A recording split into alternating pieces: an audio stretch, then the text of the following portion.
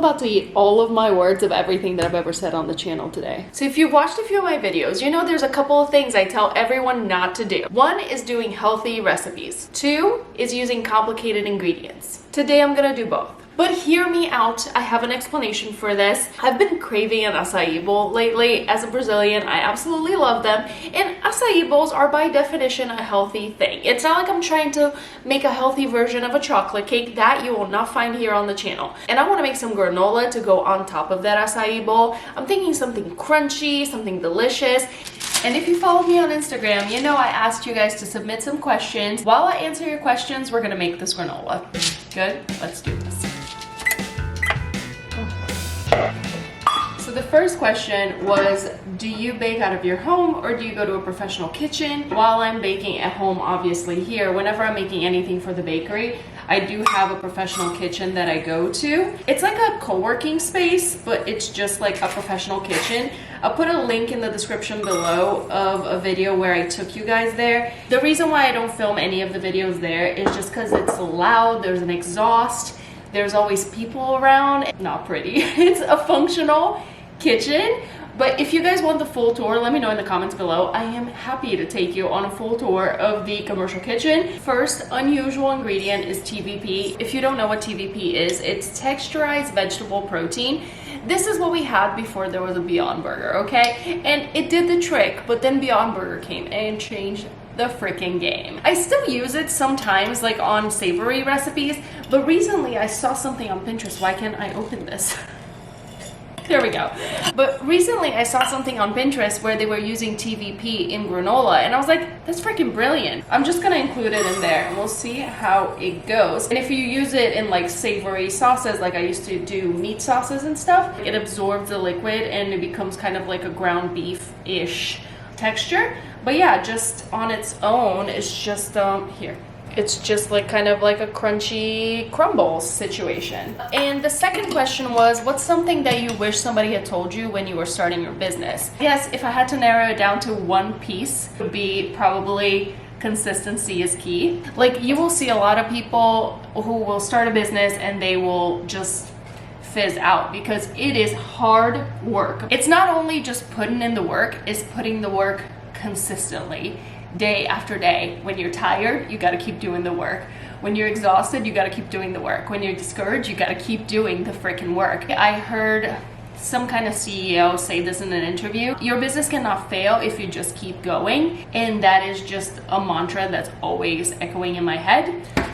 Third healthy / complicated ingredient is chia seeds. You guys know when I tried to put this in a cake, it was a disaster.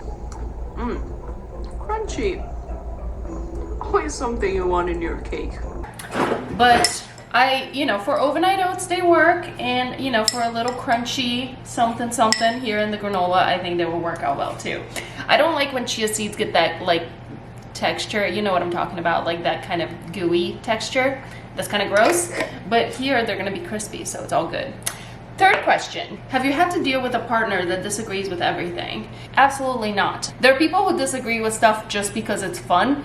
It's not fun for me to be around those people, so I don't deal with that. No.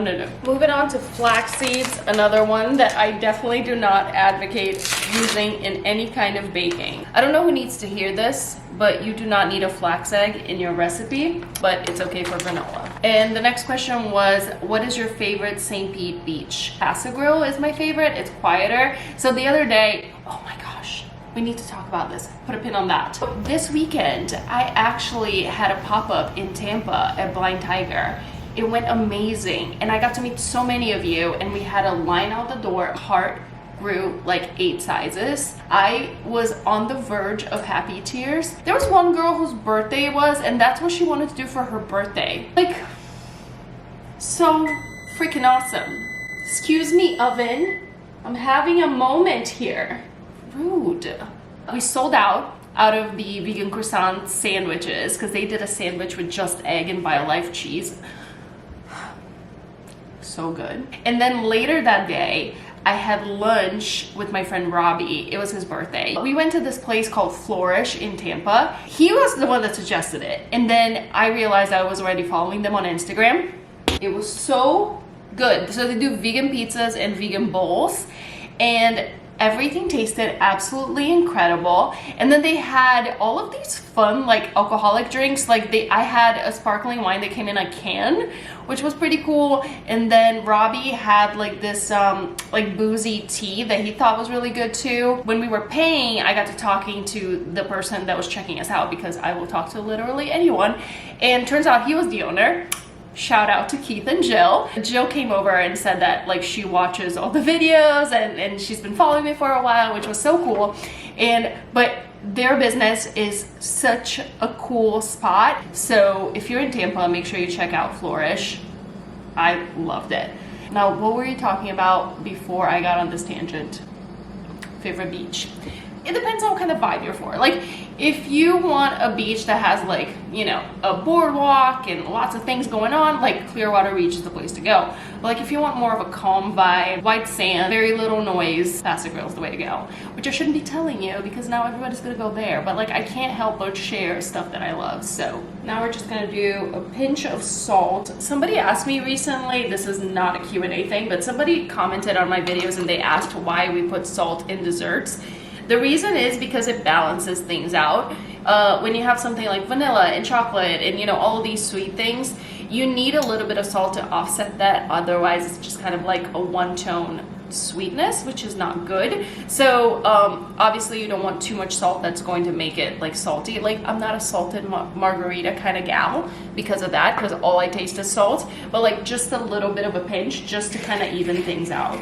And then we're going to sweeten this. Again, all of the rules being broken here today with maple syrup. Do not use maple syrup in your baking recipes. On granola, that is acceptable. Also acceptable as a topping on pancakes. If the recipe says use regular sugar, use regular sugar. This is a different situation. And we're just kind of eyeballing this. Okay, these are nice and coated. Now we just have a lined sheet over here, and we're just going to pour this in.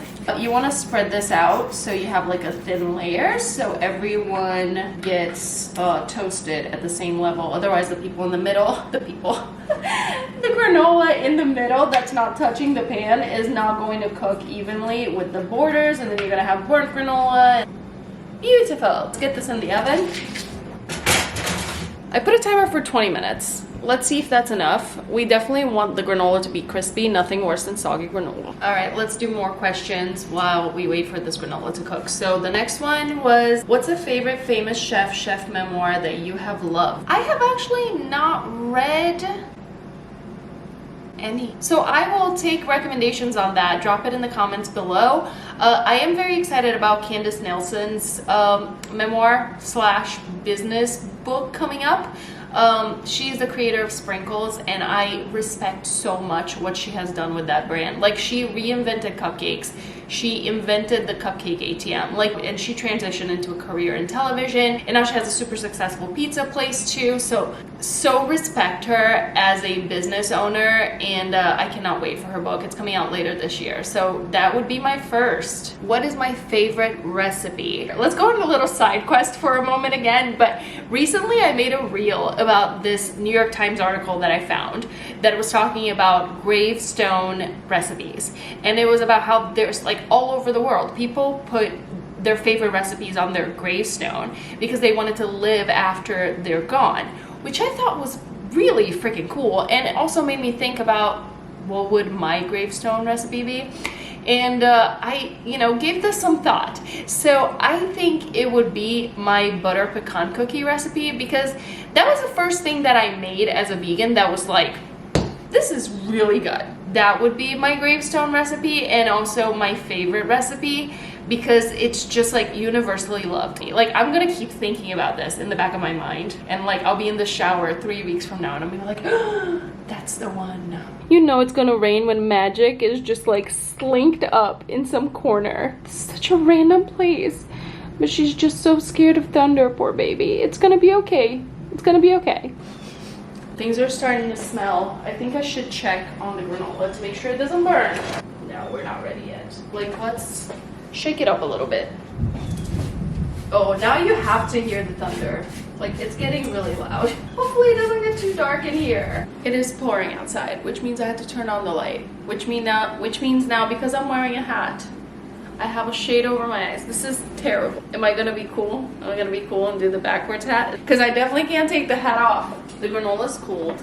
And I think we're ready to put that acai bowl together. This is delicious. Oh, this is gonna be good. Let's put the acai bowl together.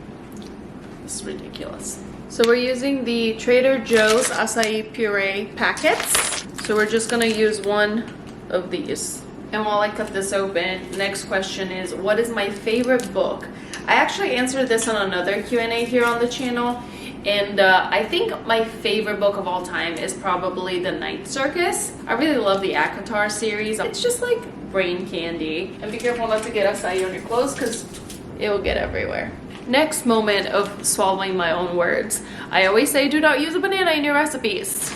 And we're using a banana in this recipe. It's a different situation, okay? Stand by what I say. Bananas are not a decent egg replacement for any baking recipe ever. Prove me wrong. So usually when my bananas start getting all like, you know, spotty and stuff, I just freeze them so I can use them in smoothies and that kind of stuff. So, and one thing that I definitely learned the hard way is to take the peel out of the banana before you freeze it. Otherwise it's a mess. Oh, and one more thing about the book thing. If we're talking about cookbooks, I actually just talked on my stories about the joy of cooking as an excellent cookbook to have. Next, we're gonna put a tablespoon of almond butter.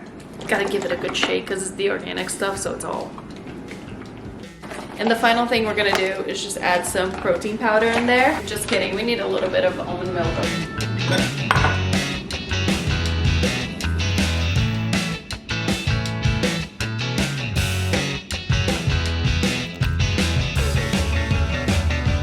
Oh my goodness. Okay, this acai bowl is a vibe. This is definitely what I had in mind when I started craving this, and I'm so happy with how it all turned out.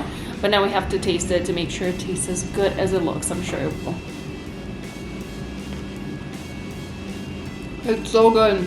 The granola came out super, super crunchy, and you can just put whatever toppings you like. You never thought this would happen on this channel, but here you go. A healthy recipe for all you health conscious people that are always asking me to replace the sugar in my recipes. I won't do that, but I will do this. So good. I will put the recipe to all of this in the description below, as well as all the links to everything I mentioned on this video. It was great catching up with you. If you guys have questions for me, please leave it in the comments and we'll do another one of these videos in the future. Meanwhile, if you're watching this the day it came out, I am currently on a plane on my way to DC and Montreal, and I'm so excited about all the vegan food I'm gonna have there. And of course, there's gonna be vlogs about that, so make sure you're subscribed. I will see you guys here next week with a new one. Until then, stay curious.